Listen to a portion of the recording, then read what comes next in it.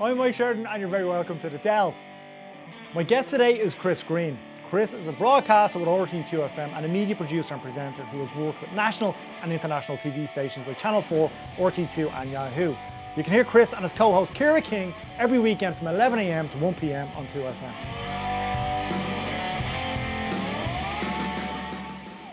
Christopher Greene. Yes. It's Chris though, isn't it? Nobody ever calls you Christopher. Few people. Like if I'm waiting in line at a service of some sort, they might call the name Christopher. But So nobody who knows you calls you Christopher? no, not really. My parents occasionally. Yeah, my mum will call me Michael when she's annoyed at me. I don't even get the annoyed. No. It's just occasionally my parents will call me Christopher when they're addressing me, which is rare.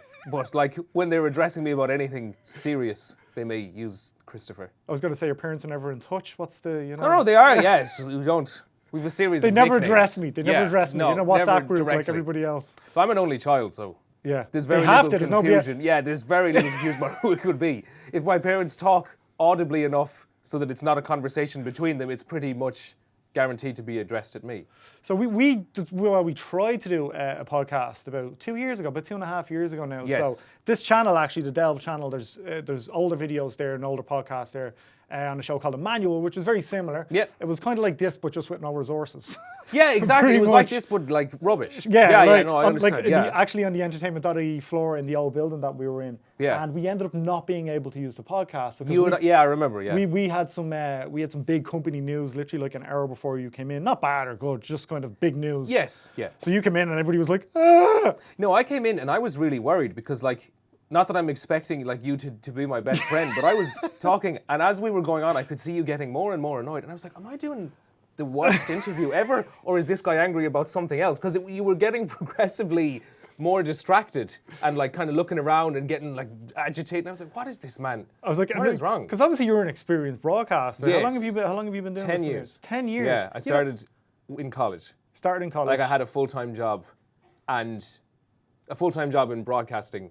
I was working for iRadio in Galway and was also doing like college as well, if you understand me. So I was doing my degree and then at night I would go in and do broadcasting. So you would what is your degree in?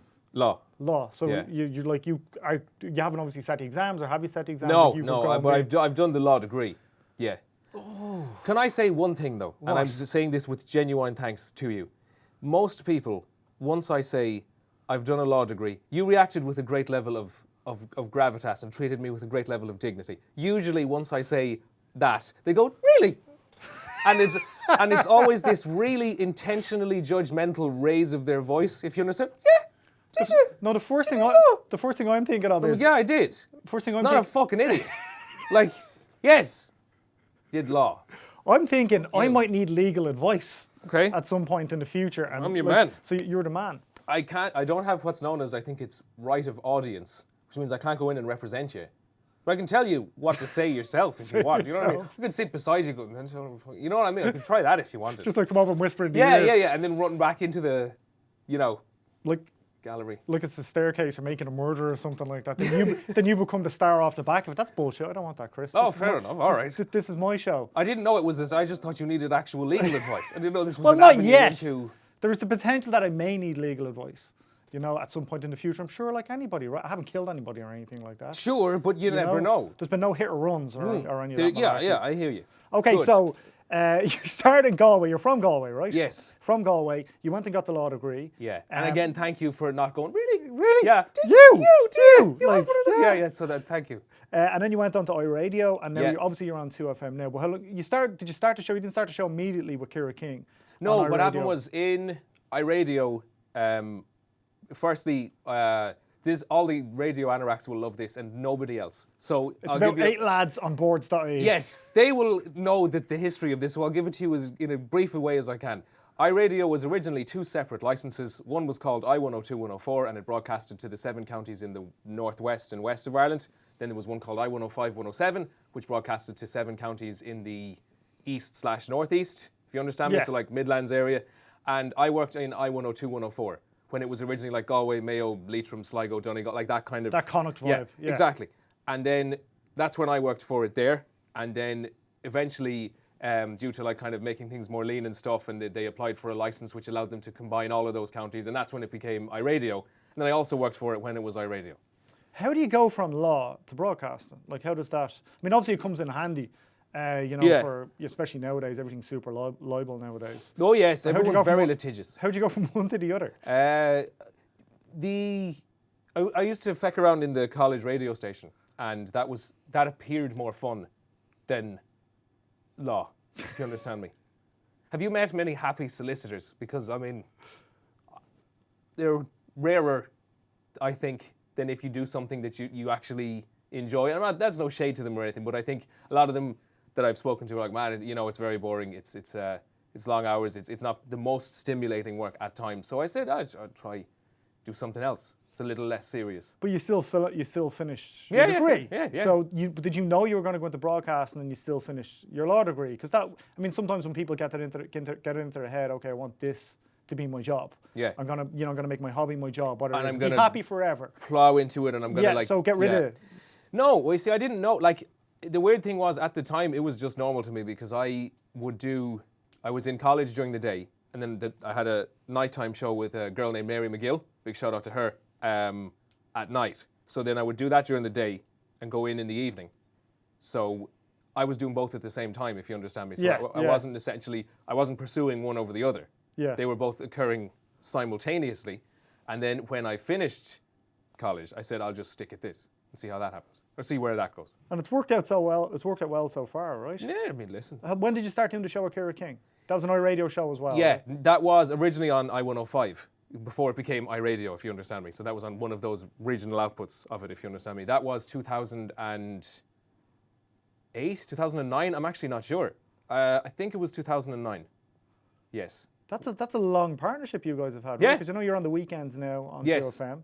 Which is a slightly more kind schedule to your body than finishing work at 1 a.m. every night. Anyone who's done evenings, I'm sure, will be aware of that. But you can get away with more on a show that goes out past the watershed. Not that you're effing and blind and it's RTE, it's 2FM. Yeah. But you can get away with more. You can be a bit edgier than you can be on the weekends. Because was your previous show on iRadio, that was in the evenings as well, was Yes. it? Yeah. There was a drive time one as well, but also one in the evening. Yeah. As in, we did both of those slots while with iRadio. We did a drive show as well, and then we also did the evening slot as well. I think in a way.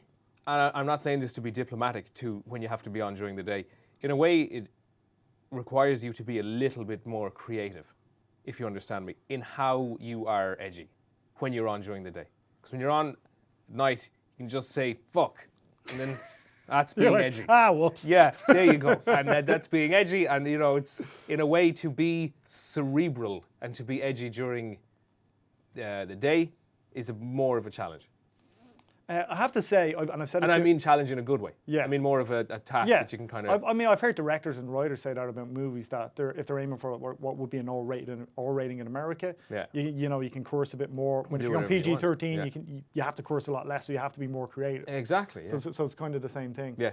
I have to say, and I've said it to a few people as well, and it might be obvious from looking at the shows that you do, like the full-time broadcast show that you do, but I think you have the potential to be the Irish Jon Stewart or somebody of that ilk. Okay. Just from looking at your social media, you seem to operate on this heightened level of satire, and you don't seem to care whether people get you or not. But for some reason, yes, your core following really seems to get you, and that audience has followed you from iRadio all the way to 2FM. Well, I think in a way with what Peter and I do, my partner in crime when it comes to videos, Peter Ganley, what we do there is of what you're talking about. It's a little bit more, I don't know if cult is the word, is fringe the word, is whatever the word. See, with that, because obviously a lot of it goes online, a lot of the deliveries online, obviously we work with other larger outlets that have a lot more control. For that dollar, for that for cash. money, yes, exactly. Got to keep you in cardigans. Got to keep you in cardigans. By the way, before we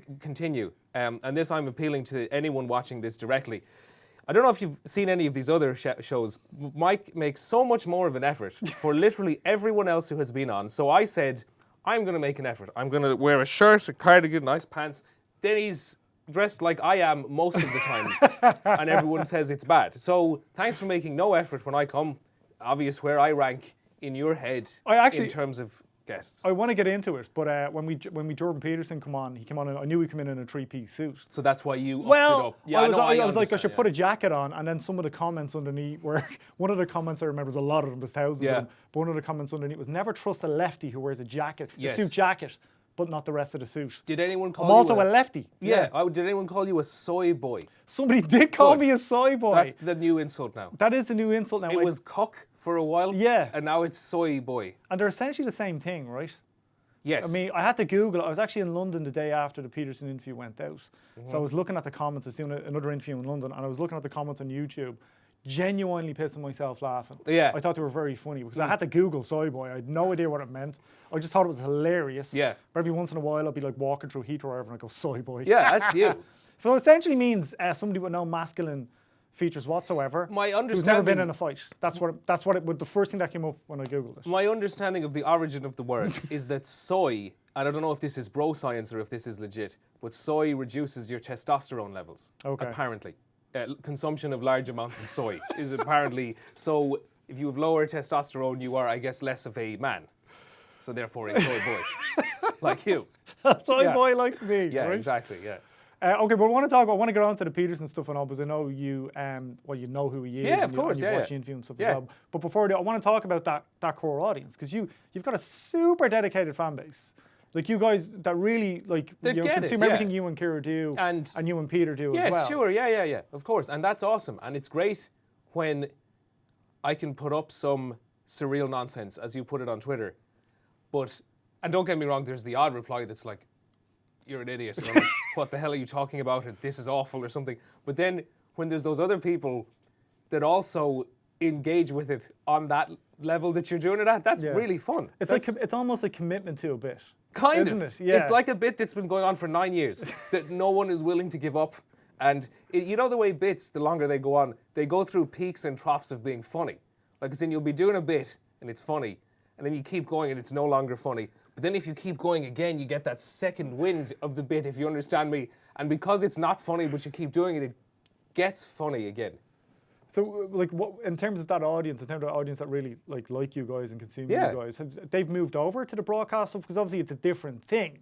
2FM during the day is a different thing than the show you're doing at night. You do a podcast with Ciara now as well. Yes. So you get to stretch, I suppose, your creative muscles. See, that's it. And and the great thing about it is that, especially now with the fact that there are so many different distribution platforms, if you want to put it, you can do a very a la carte approach to what you give people. As in, they can choose whatever they'd like to consume of you, and then there is something, I know it's a very trite expression, but there is something for everyone. As you say, there's the podcast, if you want that type of radio show. You want the real Chris and Ciara. Yeah, there's a radio show if you want that, like an FM radio show. Yeah. There's Peter and I if you want that.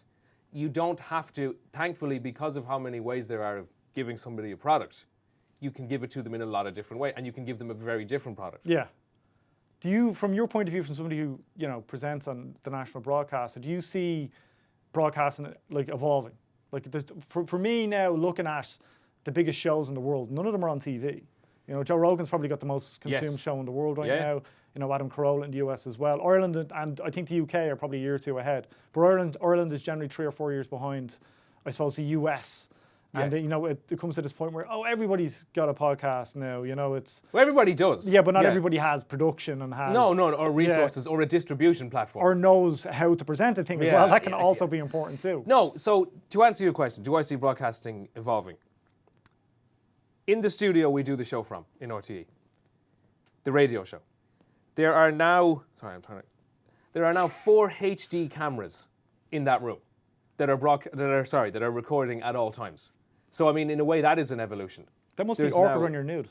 It's somewhat. Yeah. It has caused issues. You have to warn people. Yeah, or I have to put like a small hat over the microphone that's facing me in order to comply with. So people know when they see you go over with the hat that I'm going to disrobe. Chris is going to be nude. Yes, yeah. At some point, very close to doing that. Yeah, it's like it's part of the ritual, if you understand. You throw salt in a ring before you fight and stuff. It's like that. But that's something that, and I suppose not too dissimilar, and I don't know if you're a fan of his, but that's something that Howard Stern, speaking of that US broadcast and element, would you be a fan of Howard Stern? That's something he did. He would be very, whether he was being truthful or not, he would be very personal. He would, You know. Oh, you're saying be quite candid. If you Yeah, understand yeah. me. Yeah. Well, I mean, I think that there's as a radio anorak, there's certain people that you're aware of in the radio world, no matter where in the world you are. Like, so for example, Howard Stern, as you said, 100%. Have you ever heard of, we'll say, Opie and Anthony? Of course, yeah. Yes. Have you heard of Bubba the Love Sponge? No. Okay, he's of a similar ilk, and there are a few kind of Ron and Fez, if you understand me. There are a few kind of giants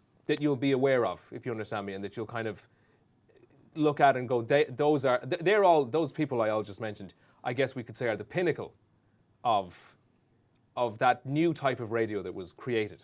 And the funny thing is that we exist in a world where that was already there, if you understand me. Like, a lot of those shows have been on air longer than I've been alive, if you understand me. Like, a lot of those shows started in like the early 80s. They started in the mid 80s. So we arrived, I think, even at a point where radio had evolved enormously.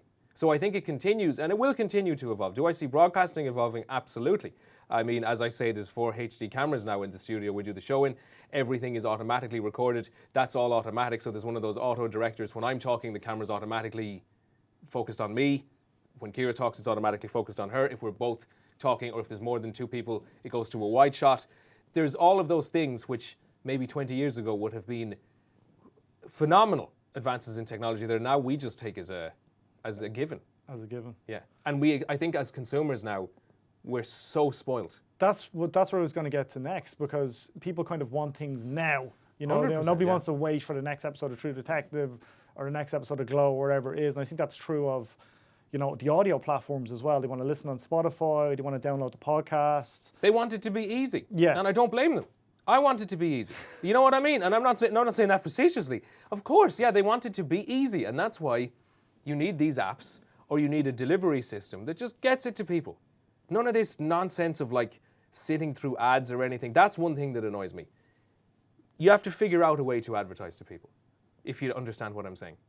And I found on my mailing chimp using MailChimp that I have a fantastic platform within which to reach, but in a serious way. Use password for 20% password off. for a code off. No, but you have to find a way of advertising to people that isn't intrusive, if you understand me. And I think sometimes these apps and stuff that are riddled with ads, also you'll have to figure out a way to monetize your thing without annoying those who are consuming it. Yeah. And that's why I'm actually, and I know it might seem cynical, I'm all for product placement in a thing. If that's what pays for the show I'm watching, and then I don't have to be annoyed by ads, great, put brands everywhere in it. I don't care. Because I'm seeing brands in. Do you get where I'm coming from? Yeah. They say a lot of films now, or some TV shows, are funded in part. Well, the James Bond movies are massively funded by, you know, Omega and Heineken. That's fine with me. Yeah. Do you know what I mean? If that's what you've got to do to sell it. You just leave the film, I really want a Heineken, and I whatever. haven't got $5,000 for a Tom Ford suit, but I just want one. Yeah. And I don't know why. But whatever. Do you know what I mean? Yeah. I'm fine with that. If that's what you have to do to monetize it, great. Because we're exposed to advertising endlessly in much more manipulative forms anyway. Yeah. So if I'm going into a film and I know there's going to be an enormous Heineken logo, fine. Yeah. Great. If it means you guys can make the film, have at it. Do you know what I mean? I want to get your opinion on a couple of things, because I think you're super sharp in terms of... Thank you. I am very sharp. Well, in general, Christopher, Yes. in general, Yes, you're super I am, sharp. yes. But I had a real insight into, I suppose, headline culture, social media culture, just around having Jordan Peterson on the show. Sure. I'd spent about 5-6 months just read his book, kind of watching stuff that like he did all these lectures years before he became super famous, and just kind of consuming everything I could kind of consume. Yeah. Because I had a feel we were going to try and get him on the show when we knew he was coming to Dublin, so kind of just on the off chance. But when I announced that he was coming on, I announced on my social media and in here and just in the office that he was coming on. People were outraged. Now, Yeah. to a certain degree, I get if you're going to have a Katie Hopkins on, that you're just giving her a platform to spew hate speech, right? I think she's a provocateur. I think she's an idiot. I'm not a fan at all. Yeah. I mean, but I wouldn't, I think it's also important to challenge those people and to have somebody in front of you and go, what are you talking about? That's just mental. Sure. That doesn't make any sense. You're just saying that to whatever.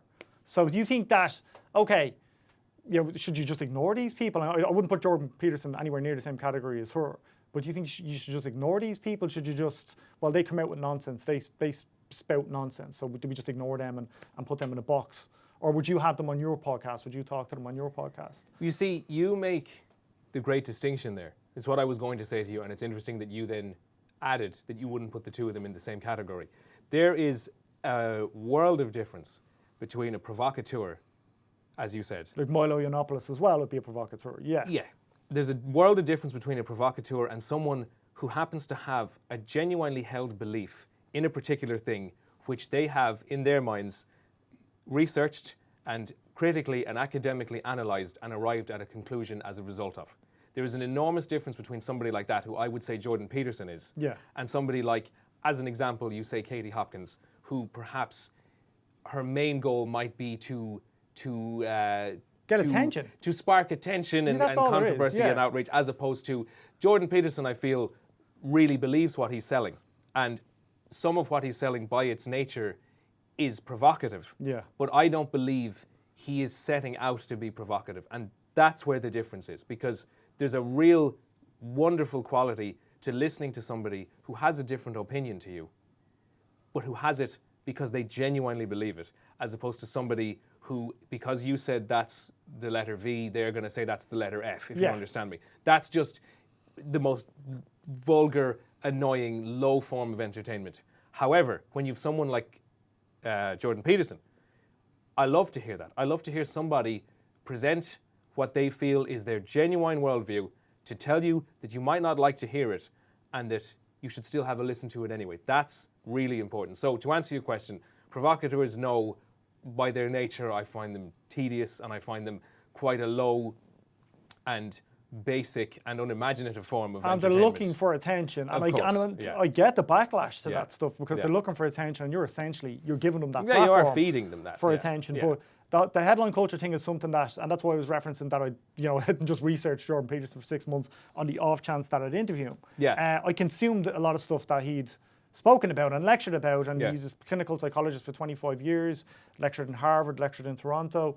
There's a nuance to the things he's saying, and I would say, half it I kind of understand, maybe a quarter I don't understand at all, and then another quarter I'm like, no. Like, I went to the show in Tree Arena that they had in Tree Arena. Which my understanding was packed. It was packed. It was strange. Now, I will say, and I'm hoping to have Jordan on again when he comes back over in October. I'd never experienced anything like it. Okay. Douglas Murray and Sam, his name will come to me in a couple of minutes, but Douglas Murray and those two guys were on stage as well, and I was kind of pitched as a debate. Sam Harris, beg your pardon, and it was pitched as a debate. Sure. So first half of it was all this stuff about religion, and I was like, I have no idea what's going on, but you've got 8,000 people there. Now, they'd hike down the price of the tickets to 20 quid the day I understand before. that they so that's how they fill it out. Yeah, that's how they fill I it heard out, that right? they were originally at a slightly higher asking price. Yeah. So you could, the first half I was like, I don't understand any of this. I was kind of sitting there going, I've known it. My girlfriend was with me. She was like, second half, Sam Harris and Douglas Murray. I was like, okay, I don't like these guys. Okay. They were talking about immigration and Angela Merkel, and how Angela Merkel's entire immigration policy had been, and there's a point to this, but her entire immigration policy had been decided by a meeting of one little Syrian refugee, one little girl who's a Syrian refugee. And I thought that was a good thing. I was kind of going, okay, well, she's obviously got compassion. She's a compassionate leader. You're saying that this human interaction informed her. Yeah, exactly. Yes, and her empathy and her. This is how they were. This is how they were projecting it on stage, and they were like, they've kind of been disparaging, not Peterson, Harris and Douglas Murray, and that's what that kind of the second half. I turned to my girlfriend and I was like, that's kind of xenophobic. I mean, there's something about that doesn't sit quite right with me. Sure. Because otherwise you have a sociopath in charge putting lead in the water and everything else. Yeah, of course. Making decisions for the masses. But the point is, I could go along to that and disagree. Sure. I could go along to an event like that and disagree, where there was, I think, a massive elements of like virtue signaling, especially on social media. Were there soy boys? Oh, we're all soy boys. I'm a leftist soy boy as well. Cook. Yes. Yes. But I think that's a massive issue. I think that's a massive problem, because you're talking about, if somebody genuinely believes something, you can disagree with them. Yes. It's not. You can be you can pick holes in their theories. You might be more informed. I think you can engage with them. Yeah. Because there's more substance to something if they genuinely believe it. But if they're being a provocateur, their understanding of it and what they're saying is going to be so surface anyway, because all they're doing is saying this very top part to try and annoy you, but there's very little else underneath it. But with someone who actually believes it, they will have a whole framework. They will have a whole network inside their head of why it is they think that way. So if you engage with somebody who genuinely believes it, even if you find it abhorrent, even if you find what they are saying to be sickening, you will eventually find their logic. You won't find it with a provocateur because they have no... It's a narcissistic trait. They're just looking for that. I could give you an analogy. It's like a film set. You know, the very front piece of plywood that looks like a house. That's what the provocateur is. There's nothing behind it. It's simply this one thing to make you feel a certain way. But a person who actually believes it, even if you find it to be so offensive, and even if maybe it is objectively offensive, if you keep talking to them, you will find out why it is they think like that.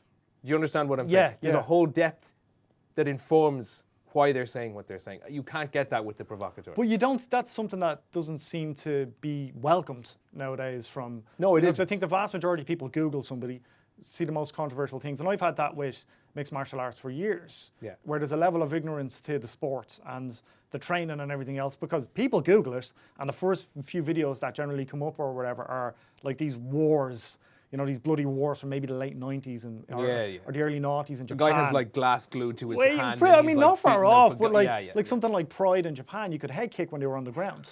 Like, it's terrific looking. What a sport of gentlemen. I know, like, right? Yeah, what a pursuit. Well, like anything, it evolves. But people kind of, there seems to be no nuance. I think people will Google a thing, read the first paragraph at most, and then go, okay, putting that there, I don't even want to discuss that, and I'm going to be outraged if that thing ever turns up again in my sphere. Is that something you'd agree with? What I would say is, from my personal experience, sometimes people have accused me of being crude or vulgar or... It's part of your charm. Yes, it is. Yeah. Or setting out to offend people. I've gotten that. You're saying that to be offensive. I have never said anything in my life with the intention of offending somebody. You don't want to hurt anybody's feelings. It's not that. You're not an asshole, but you're not an asshole. You don't want to just upset anybody. No, that's it. Yeah. I am not purposefully setting out. I'm not at home with a clipboard going, right, so what would annoy... Crossing names off the list. Yeah, now, how would I annoy this group of people? Like, who is doing that? Maybe there is people that are doing that. I can assure you I'm not one of them. If I say something, it's because on some level, either I'm saying it ironically, which people often miss, that I'm saying something, as you said earlier, there's this kind of surrealness to what I say on Twitter. Sometimes people miss that I'm being idiotic when I say it, or facetious. But that's why you have, I think, the fan base that you have, and it's super dedicated. Like producer Dave listened to the show back in the iRadio days, and still listen to the 2FM show, and then followed you and Peter to the YouTube stuff that you do, and for all Ciara to her book and stuff as well. It's not so much surreal as it's satirical. Yeah, you see, that's it. Sometimes I will say something, and for example, there might be, I don't know, some ridiculous proposal involving migrants or something, and I might go, oh really, don't think that's a good idea? I think that's a great idea. Obviously being ridiculous, because I'm being ridiculous when I say that, because it's a terrible idea. But then people go, he said that was a good idea. What an asshole. I'm like, no, I didn't. If you understand what I'm saying. So when I say something, I'm never saying it to offend people. If anything, whenever I say something that could be offensive, I'm saying it to make fun of the thing that it's referring to. If you understand, the concept itself. Yeah. Not the offence that it causes. Well, I think the issue there is from the people that are offended by it or upset by it are they haven't put the effort into understanding it. I won't say effort because I'm appreciating the nuance. No, I'm not like a scripture. You don't need to sit over interpreting me. Do you know what I mean? Like I'm not some great work of art. Do you know what I mean? So I won't even say the effort. But that's a microcosm though. They're not engaged maybe in the same way, and but I've never ever decided let's offend somebody. What the hell would you bother with that for? There are comedians that do that. There are comedians that will go on stage. There was a brilliant Jim Jeffries bit yesterday. And I'm not going to give, but it was on his show on Comedy Central. He did a great bit on James Gunn and all the stuff all the trouble that the director James Gunn had gotten into. Yes, yeah. And more comedians are the ones who are making sense. Like I spoke to Bill Burr about this, and I was saying Dave Chappelle had said, and a second special I think that he put out for Netflix, a second or his third special, I think he put 3 out. And he'd said to the young comedians out the back, I think he did one of the comedy clubs in LA, he said, you have an obligation to be reckless because comedians have poetic license. Yes. Comedians have always had that, be it Lenny Bruce, be it Carlin, be it all these guys, Richard Pryor, years and years ago had this poetic license that they could go out there and speak truth and humour. And now that seems to be something that's, again, you know, if they tweeted something 10, 11 years ago or wherever it was, can be pulled up now and it can be taken out of context. And that's what I mean by effort being put into stuff. No, I know, I get you. But I will add one thing that I have to say. When you were saying that, I was like, oh no, I actually kind of disagree. I think comedians now are the most boring, fucking woke people imaginable. Is that because they're I afraid? think Donald Trump has ruined comedy, has destroyed it, and not through any fault of his own. He has made people so lazy. Now to be a comedian, all you have to do is be woke. You don't have to be funny. You can get on stage and go, how about that Donald Trump? And get a standing ovation.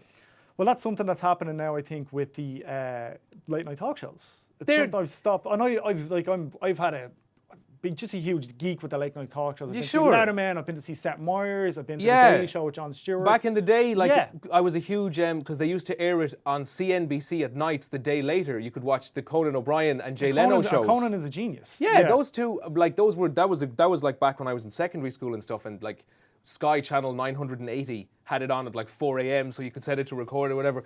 And back then, there was a certain ferociousness to it. But now it's literally, hey, did you see what those clown Republicans are doing? And then that's comedy, and it's ruining it because Do you think it's making it unimaginative and trite and easy and formulaic and incredibly sanitized and incredibly predictable. So do you see then the whole new crop of comedians coming up? I mean, it's going to take a lot of balls to be provocative or to be, and again, that's different than being a provocateur, that's different than being a Katie Hoppins. This is somebody with poetic license who's in a comedy club doing their job, telling jokes. I'm not saying be provocative. I'm not saying get on stage and say the most offensive joke you've ever heard. But that word woke, which is almost But there's so much parody now. wokeness now.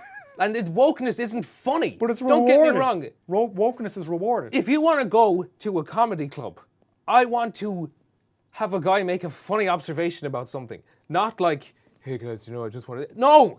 That's not comedy! Have you seen this? Yeah. Have you heard about this? Hey, everybody reading the paper? No, but when I go there, I want to see a guy make a surreal observation, or a guy tell something that's somewhat blue, or something that has a somewhat unexpected outcome.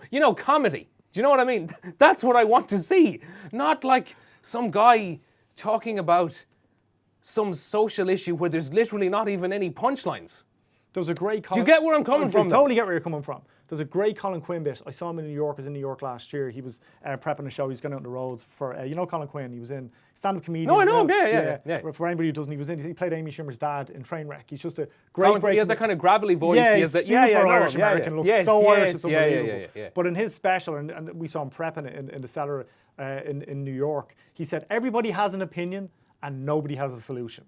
And that line stuck with me. And I found myself more and more kind of looking at comedians going, yeah, speaks sense. But he's one of those guys who's in his 50s probably, and it's the younger comedians, and that goes back to what Dave Chappelle said, where he said, you have an obligation to be reckless, be funny, speak the truth, first of all, be funny, you're a comedian, that's your job. That's the first thing you do. Be funny. Yeah. Make jokes. Make jokes that have a structure to them, of the structure of a joke. Do you know what I mean? Don't just get on stage and say something woke you saw on Instagram and then that gets an applause. Like, there's a lot of comedy now, the newer stuff that I watch, especially those appearances on talk shows, if you understand me. Whereas, the way a lot of those late night shows will have then the comedian, like an actual stand-up bit, if you understand me, as opposed to I love when guest. they do that, yeah. But there's so much more of this, like, I don't know if, like, obviously comedy or any form of entertainment evolves, but I'm sometimes watching these, and I'm going, if you actually wrote this down, I'm like, where is the joke in this? Yeah. Like, what is the funny part? Like, what's the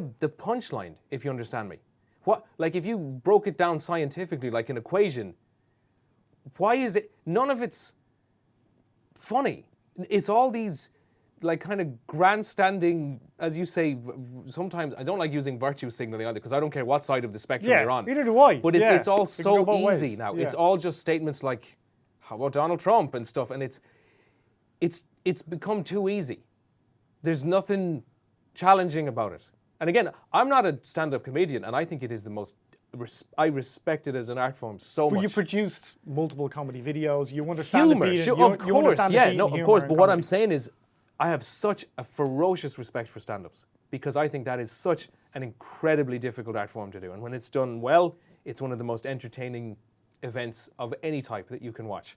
And then lately it seems that it's going in a very different direction, is all. I'm just wondering why that is. So, like Bill Burr did 3 Arena there recently, Chris Rock did a 3 Arena there recently, it was at both shows. And they both had this, well, Burr didn't have a specific take your phone away thing, but Chris Rock did, where he implemented this new system where people could put their phone in a bag going in. So you Yeah, I've seen that, and then you like get a ticket and collect it. And an element of that is he doesn't want Burr material. He doesn't want anybody filming him. Yeah, because then you see it's on the internet. And, yeah, and exactly. And coming up with an hour can take like 6 months if you're a stand-up comedian. Even longer. You can be working on it for a year and a half, depending on how much you put out specials. And Burr's the same. Like Bill Burr came right out on stage, and I'm a huge Bill Burr fan. I named a dog after him. Didn't tell him that. I think it was a bit creepy, which is fair enough. Called the dog Bill or Burr? Burr. It was a girl as well. Yeah, nice. But like, you know, fair enough. But Bill Burr came right out and went right at the taboo subjects. Went right at them from the start. And there've been warnings about people having their phones out and that type of stuff. Yeah. So do you think that comedians are like that now? This is what I'm getting to. Do you think this new breed of comedians are like that now because they're afraid? I think so, yeah. They're afraid of sticking their neck out. I don't blame them. That's an issue, though. Yeah, I don't blame them. That's a massive issue, though, when comedians feel like they can't, you know, they can't express themselves. And like, again, microcosm. You know, that's a microcosm. Comedians feel like they can't speak out. And my point being that for decades previously, with, you know, some of the greatest minds in the modern era have been comics. Lenny Bruce's, you know, Richard Carlin. Bill Hicks. Yeah. You know what I mean? And again, or George Carlin, even not Richard Carlin. I think it's an incredibly difficult art form. And I'm not saying I could do it. I couldn't. I have such a respect for them. It's just unfortunate that now it has gotten to a point where they don't really have the same fearlessness or recklessness. Even Frankie Boyle, as an example. Man, he, in my opinion, is comedy. Yeah, I Jesus. agree. Because that guy, he will say anything. And he will say it. And here's the difference. What he says, some of it's incredibly offensive. But it's never to be offensive. Like, he might make a joke that's very, and I'm not attributing this joke to him, it's an example. Sometimes he makes very political jokes. He might make a joke about, we'll say, like a drone strike in Syria or something. And it looks like the actual target of that joke is the people who died. But it isn't. It's the system that's created this. It's the reason, what he's saying is, why the hell are we drone striking people in Syria? But his jokes can be presented in a way that appears quite offensive. But if you look at them, you go, oh no, I see what he's trying to say there. And if you actually look at it, what he's actually decrying isn't, like, he's not going, those are dead people in a drone strike in Syria. He's making fun of, we'll say, a system that caused that to happen. That's personification and nuance, though. Yes. Right? That is, and that's what's lacking. Yes. I think. And that's why I use him as an example. Yeah. Because he says offensive things, but he says them to make a point. And that's fine. And then, in my opinion, he is fearless. He's terrifyingly fearless. I don't know what's either in or not in that man's brain that gives him that courage, but it's amazing. Yeah. And I remember comedians like him, and if you contrast him with a lot of what the current output is, there's quite a stark difference. Yeah, I would agree with you there. I want to talk about Donald Trump after all of that. Yes. Because How about that Donald Trump? Yeah, how about that Donald Trump? Have you seen this? Have you heard about this? Guys reading the paper. Have you read this? Have you read this? Have you saw this? Trump, you're blocked by Donald Trump on Twitter, which is hilarious. You know, the president of the United States blocked you on Twitter. Yes. But you were pointing out something, I think, I'm not sure if it was at the time or it was after that, where people tweet Donald Trump to get retweets. So if you're That's what I was doing. if you're verified, That's what got me blocked. That's literally what got me blocked. Again, he missed the fucking point. He's not blocking all these assholes who were tweeting him offensive stuff, but he blocks me. One time he tweeted, and because you have a verified Twitter account, if you reply, you go up to the top. So I remember he tweeted at like 4 a.m. American time or something, and I just happened to be up here, like I was just laying around on the phone, and I noticed that was quite early for him to be tweeting. So I noticed the tweet hadn't gotten many interactions. So I just went down and said, hey, Donald, I have, I'm paraphrasing here what I said. I said, nothing of substance to say. I'm just replying to you so that I get retweets. And that got, a huge amount of interaction, tens of thousands of retweets or whatever. But he then blocked me for that.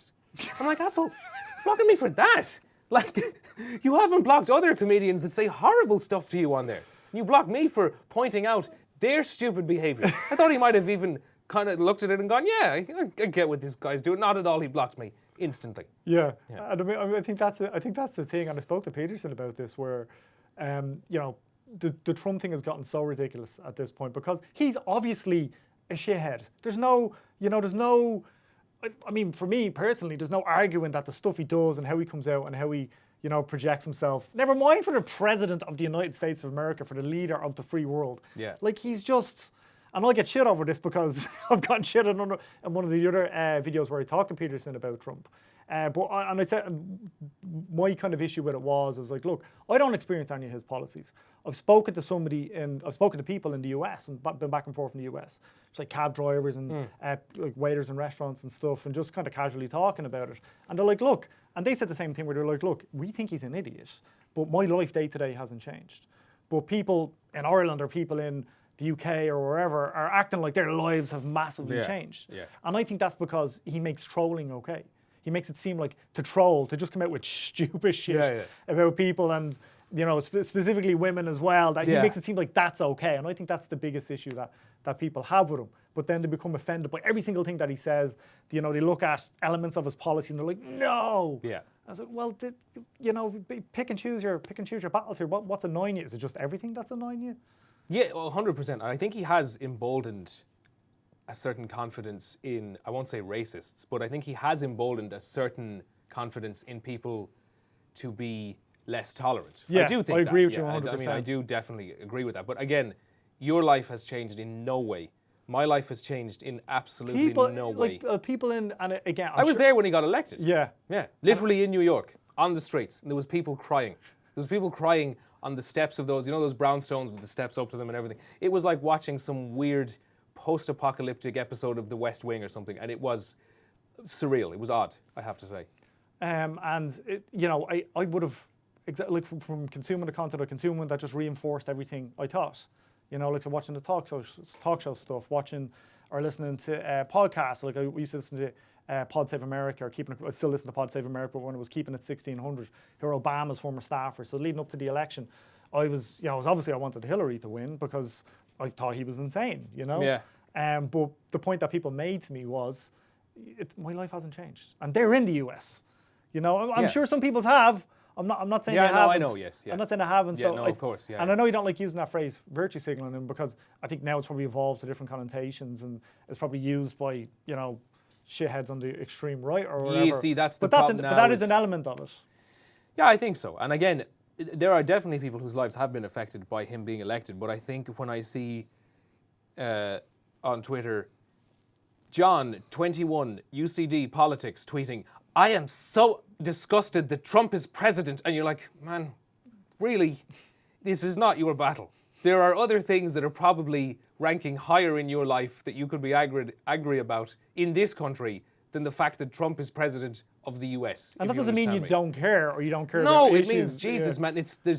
man, I've never seen such an anger from Ireland and the UK about an American president. There's really other things we can be worried about here. Yeah. If you understand me. There's a lot wrong here. Like, not that I think, Ireland's all right. It's grand. Exactly. It's grand. But why not be that interested in your own system? I think that's it. Yeah. Why not be that interested and that outraged and that invested in your own system, in the one that you live in the one that you have grown up in the one that you are a citizen of? There's never that level of interest. Well, I think there were, on two occasions, and there were two very specific occasions in Ireland where it was the repeal stuff and it was the marriage equality thing. There are two things which was amazing. That's an example, but that was amazing that's to see. Interest on your issue, on an issue happening in your country. And start at that. You know what I mean? And do more of that, rather than being worried about, like you see as well, and I know it's because it's heavily sensationalized by US entertainment and media. People be like, I can't believe this congressperson said that. Who gives a fuck? Like, what do you care what some congressperson Somebody in the Senate about from something? like Ohio. Yeah. You live in Offaly. Do you know what I mean? Don't worry. It's going to have no impact on you. You're fine. Jesus, that kind of stuff very much annoys me. I'm sorry. Losing my composure. Where do you see, I'm going to finish up soon, but where do you see comedy going? And again, I know you're not a stand-up comedian, but you're somebody who's made me laugh years before I knew you in the videos that you made with Peter. Yes, well, that's the goal. Yeah. So, like, where do you see... Did we make you think? I mean, should we have more woke messages? The Fate Tree videos? Did you? Yeah, you did the Fate Tree videos. Did you guys do the Fate Tree videos? No, we did. That was Conor Behan, I think. Oh, right, okay. No, we didn't do those at all. What was the ones that you guys did? Do you know who I am? Yeah, no. What's my surname? Chris... Yes. No, we did the California. Sorry, beg your pardon. Yeah, that's what I meant. But No. they were the same. They were a similar kind of vibe to them, where they were like it was like the swipe thing, where you would take the piss and you would do the VOs and the voices and stuff. Yes, no, I'm messing. I get where you're coming from. So you think, where's it going Yeah. in a few years? I don't know. Because that was that was what, 10 years ago, the California stuff. No, it was 2012, I think. Okay. I think all these things are cyclical. I think all of these things go in, peak and trough kind of cycles. And I think that at the moment, we're at a more sanitized part of it. Like, I think my understanding is I didn't get to experience a lot of it, but from reading from a lot of it, the reason that there were we'll say the shock jocks that we mentioned earlier of the early 80s. Remember we said that new wave kind of started in the early 80s. Howard Stern, Opie and Anthony, all of them. The reason I believe that they came in the 80s was as a response to a similar environment that we're in now, if you understand me. So I think all of these things go in cycles. And I think their aggressive offensiveness was a response to the climate of how sanitized everything was in the media, how clean everything was, how unrealistic everything was. Because at the time there'd been a backlash, to be US specific, because that's where like Stern and Opie and Anthony and these guys were. There'd been a backlash in the 70s to Vietnam, to Richard Nixon. Yes. Carter had been in charge, and then they came back around to Reagan. So people then, you're right, everything was quite sanitized. Yes. And then exactly. And it's anything. So America the 60s does, mental. Yeah. The 70s a lot more conservative and clean and polished, and then these things go in cycles. And in the 80s, that if we're going along a timeline like this, or I don't know, but the 80s were a response to that. The 90s kind of continued that. The 2000s kind of, I think it's all cyclical. I think this is also a cycle that we're currently in with this. Okay, for you going forward, are you happy enough doing what you're doing with Peter and happy enough what you're doing with Ciara? Yeah. Do you have any ambitions, to be on a TV show, to present the show, would you do something like this? I would love to see you do something like this independent. I suppose you can't do it with RTE, but to do something like this. Well, no, a bit more freeform. I know what you're saying. Yeah. I think when I started, all I wanted to be able to do, I never got into it for like what people think is the huge money that's in television or media or any of that kind of stuff. It was just to genuinely enjoy it. And I'm not saying that to be, I promise, I know it sounds like the most Instagram quote fucking nonsense I could give you. It isn't. It was honestly just, I will enjoy doing this, I will have fun doing this, and hopefully make enough money to support myself doing it. Is that the trick then, that there's no grander ambition, really? You want to make a living. Do you mean grander ambition? No, I'm having a great time. No, that's what I mean, though. There's no like, I want to present the thing now, and then I'm going to go to the X Factor, and then I'm going to move up there, and then I go. That's what I mean. It's more the trick is, like, to success, I suppose, or kind of broader success is enjoy it. Enjoy what you're doing. Enjoy it, and just want to do it. But stay doing it. Yeah. Because there's been things I've been offered that are in a similar vein. They are in the media. They are quite reasonably well paying. They're great gigs, if you want to put it like that. But, and I hate having to say this, I'm sorry. They're not me. They aren't me. I'm not in this. See, I think a lot of the problem is with people who do this. And I know this might seem hypocritical coming from a guy who has talked about himself for an hour. But a lot of the point of the show, to be fair. So, yeah. So a lot of the people who get into this, and again, this is no shade at anybody involved in this. A lot of the people that get into, we'll say, this industry, media, radio, television, whatever you want to call it, they have a desperate need in them to be famous. They have this horrible gaping hole inside them. And this isn't me being an ass or anything like that. I'm not trying to be a smart ass to them. They have this horrible need to be liked and to be famous and to be adored. How they do that is irrelevant. They can be on the radio. They can be on the TV. They can have a cookery show. They can be it doesn't matter, as long as they are famous. I think that is the goal for a lot of people, especially some of the slightly younger people than myself that I see coming into this. That appears to be their goal. I couldn't care less if you know what I look like, if you know what my name is, if you know, and then maybe a business manager would say, that's a really bad idea, but I really don't care. I love what I do with Ciara. I love what I do with Peter. I enjoy that. That is what I want, that type of entertainment. making people laugh on the radio, making people laugh with videos Peter and I do, coming in here and doing fun like this occasionally. I don't have any greater goal than that. Because if you have that goal of wanting to be famous, of wanting to be liked, of wanting to be adored, which there are people definitely who get into this industry who do, and I understand why. I mean, it's a particularly public-facing industry. You'll never be happy, and you'll do anything to yourself, and you'll continue to take nonsense that's of maybe no benefit to you, maybe of no mental benefit to you, maybe of financial benefit to you, but what you're doing is you're trying to fill that hole inside you, that need you have to be liked, that need you have to be loved, to have everybody, whatever, aware of you. And I don't have that. So there's things that I have turned down and opportunities that I have decided weren't for me, that maybe people would go, Jesus, what the hell are you doing? Because that isn't what I'm looking for. Yeah. I have the messing that I do is it. Yeah, I mean, you get paid to mess. To goof around a bit, yeah. Exactly. But you know, I think the crucial thing there is everybody would like to do that. You know, everybody would like to be, you know, Joe Rogan and to be just talking to his mates for 3 or 4 hours a day and, you know, have this. But Joe Rogan worked for how long as a comedian, was on, you know, that's it, was on a sitcom, the UFC stuff, and that's something that I think people forget. They think they see the end goal. I think they see the end goal and they go, I want that. So you think they'll do anything to... Yeah, and I think that's the issue. And I think especially with like people that are Instagram famous or Snapchat famous. There's no shade to them either. But I think I think a lot of those people are really talented. Sure. And this is just the evolution of entertainment. And you're saying, that this is the platform, 100%. And there's a lot of them that are idiots and just selling shit. But exactly. like, it's like anything, right? It comes and goes. So to answer your question, I just want to continue enjoying what it is. And I enjoy it. That's it. If you understand me, you say, what's the next goal? What's the next step? The step is to continue enjoying it like I have been since I was a teenager when I first started doing it.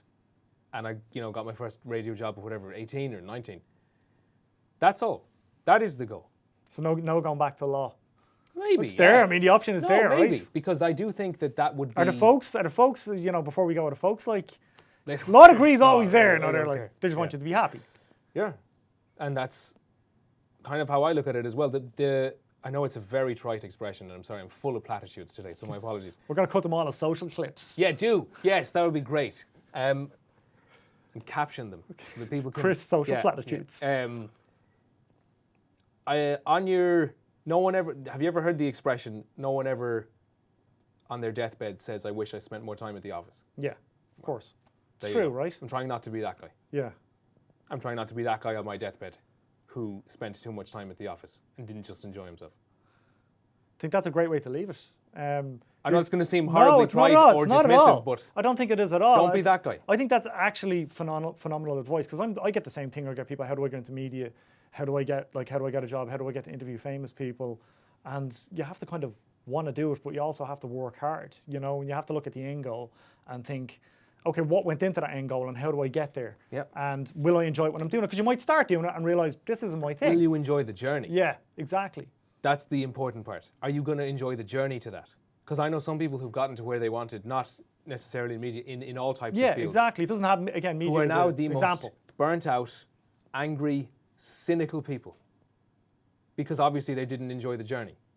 And now there's this festering rage inside them because though they got there, they absolutely beat the crap out of themselves in the process. Had a lot of shit, left some scars, compromised themselves, missed opportunities maybe with family, with personal things, all of that kind of stuff. And they end up not enjoying where they got to in the end.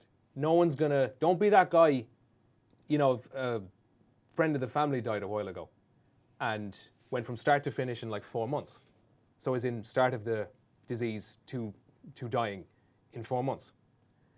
And things like that make you go, God's sake. That's perspective. Yeah. So who gives a fuck? Enjoy the journey.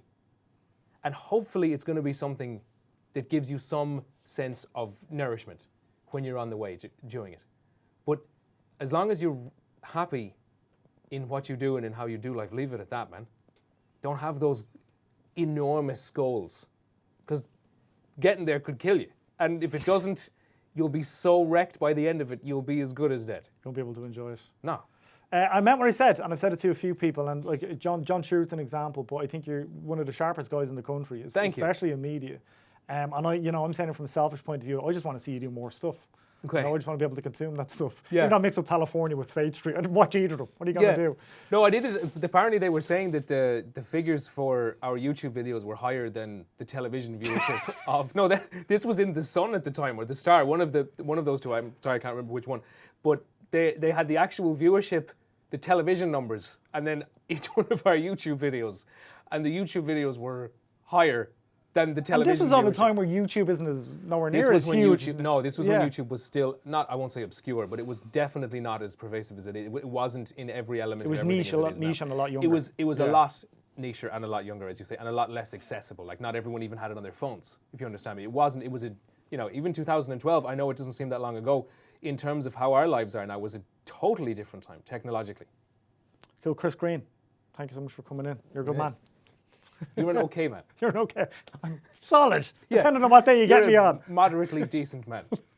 I've been called worse, to be honest with you. I'll take that. Like A soy boy as well.